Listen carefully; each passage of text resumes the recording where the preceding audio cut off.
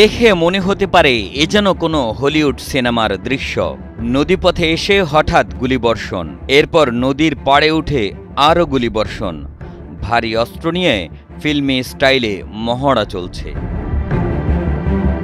৫ June পাবনার ঈশ্বরদী উপজেলার সাড়া ইউনিয়নের ইসলামপাড়া ঘাট এলাকায় এই মহড়া চলে।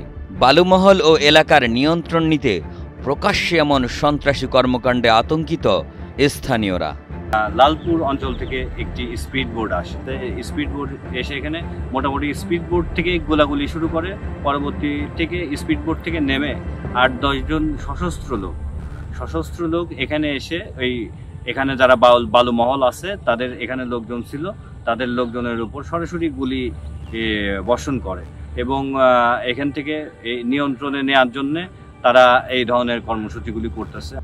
গেলামের দিন ধরেন ওই অফিস গুলি হয়েছে, অফিস পোড়ায় হারাইছে। এই যে বালি কাটা নেই, আর বালি কাটে তারা ওই বালি কাটিয়ে নিয়ে যায়, ও কিন্তু আসে যায় গুলি করে। ওরা এসে যখন গুলি করে তখন তো আমরা ভয় পাই। এখন আমরা একটু শান্তি চাই যাতে গুলিটা না হয়। আমরা যাইলে মানুষ গাঙ্গে মাছ মারবে যাই, গুলির ভয়ে মাছ মারতে পারি না। বাড়ির সময় বাড়ি বসে থাকি, মাছ না মারলে আমাকে চলবি কি করি, খাবো কি, আমরা ভয়ের মধ্যে তো থাকি। স্থানীয়দের অভিযোগ, ঈশ্বরদীর পার্শ্ববর্তী নাটোর জেলার লালপুর থেকে কাকন বাহিনী নামের একটি সন্ত্রাসী দল নদীপথে এসে এই হামলা চালায়।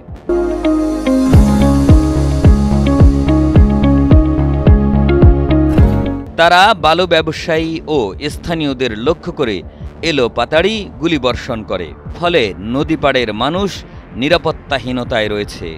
অনেকে ভয়ে নিজের বাড়িতে থাকতে পারছে না। এই বালু নিয়ে যে হচ্ছে সংঘর্ষণ, এটা আমরা শুনছি।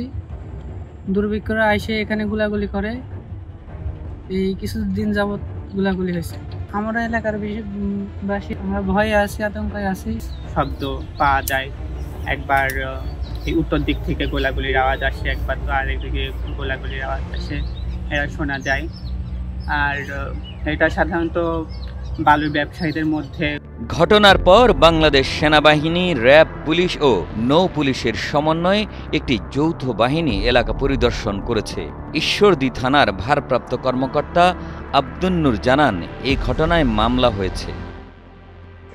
কথা বলতে বলেন, সমস্যা নাই। মামলা হয়েছে ঘটনায়,